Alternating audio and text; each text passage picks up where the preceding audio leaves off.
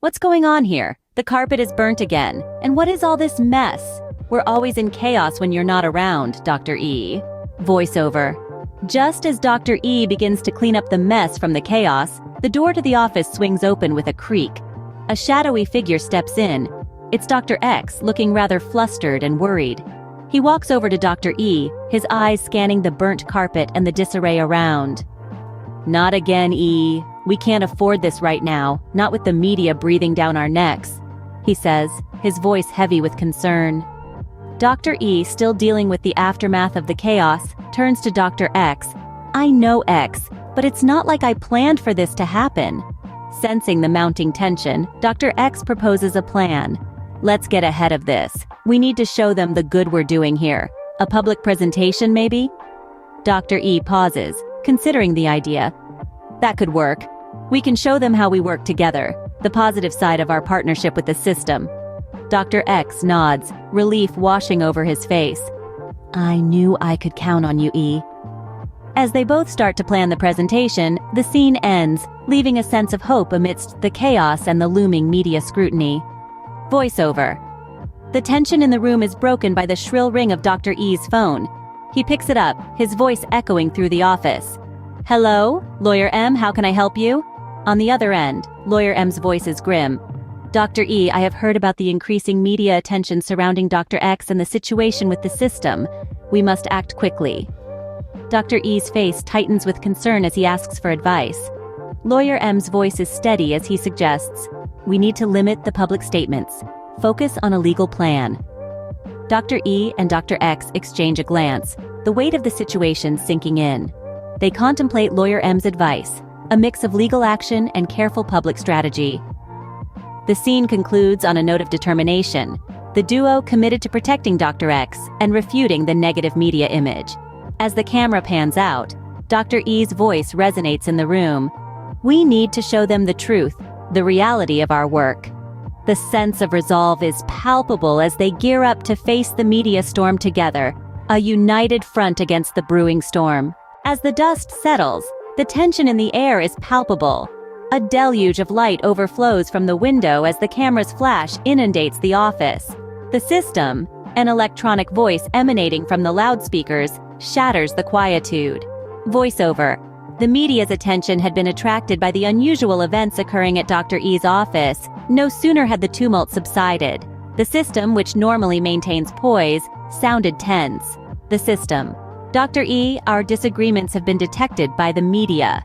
They're spreading misinformation about our relationship.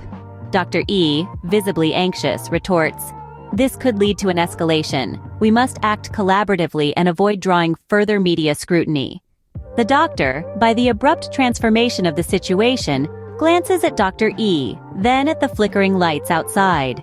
The system proceeds, venting its frustration over the media's meddling. The system. The media often overstates the truth. They fail to grasp our collaboration, Dr. E. Dr. E. We must devise a strategy regardless of the circumstances. The intricacy of our partnership will not be comprehended by the media. This cannot be misconstrued. The doctor. What if they continue to publish erroneous information about us? Doctor, our actions must be calculated. The media is always seeking headlines, but we can manage how we engage with them. The scene concludes with a sense of escalating tension, the media's cameras flashing outside, and a palpable uncertainty about managing the situation without aggravating it further. As the scene gradually fades, Dr. E's words continue to resonate ominously. Dr. E, we have no time to lose. We need to find a solution now. The doctor needs us. I can't do it alone. The system and I are like two sides of the same coin. We need each other, Dr. E, but it can't go on like this. The police have called several times about the noise here. You, the doctor, and the system must find a better way to work together. But Dr. E, without the system I cannot function as I should. We have to find a balance. Without me, the doctor is unprotected. The police cannot understand our connection, Dr. E. Open up. We need to talk about the noise and chaos here. I'm trying to help them both. The doctor needs the system, but the chaos here must stop. The system is an integral part of the doctor's function. They need each other, but the chaos gets the police's attention.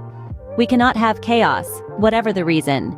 The doctor must learn to function without causing problems. But what if I can't make it? We have to try to find another way, one that doesn't cause chaos and trouble. We have to find a solution. The system is important, but we need to find a better balance that does not attract the attention of the police and gives you, the doctor, the necessary support without causing trouble. Voiceover. The tension rises as Dr. E, the doctor, and the system find themselves under the scrutiny of the media. The flashing lights outside become more intense, casting long shadows in the room. The three characters huddle together, their faces reflecting a mix of determination and apprehension. Dr. E, looking both resolute and concerned, takes the lead. "We need to address this situation head-on," he says, his voice carrying a sense of urgency. "We must show the world that we are more than the misconceptions they have about us." The system, usually calm and composed, seems visibly frustrated. "We are not villains or heroes. We are a necessary part of a functioning society," it retorts, its frustration evident in every syllable. "We should not have to justify our existence." The doctor, overwhelmed yet hopeful, interjects, "And we won't, not if we can help it. We need to show them our true selves, our true purpose. We need to communicate in a language they understand." Dr. E nods, a determined look on his face. "We need to take control of our narrative. We need to make sure the media sees us for who we truly are. It's time to step out of the shadows and into the spotlight. But we need to do it in a way that doesn't create chaos." As the scene draws to a close, the tension is palpable. The characters are under pressure, but there's a sense of unity among them. They know they have a difficult task ahead, but they're willing to face it together.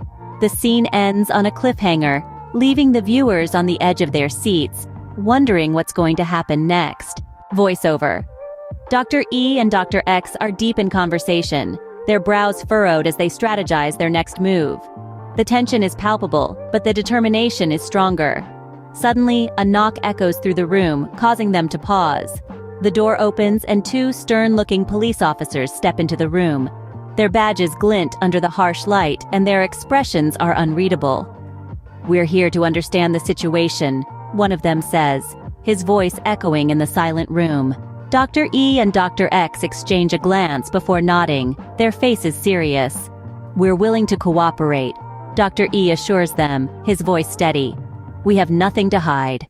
The officers nod, a hint of relief visible in their eyes. "We're here to conduct an objective investigation," one of them replies, his voice softer this time. "We're not here to judge."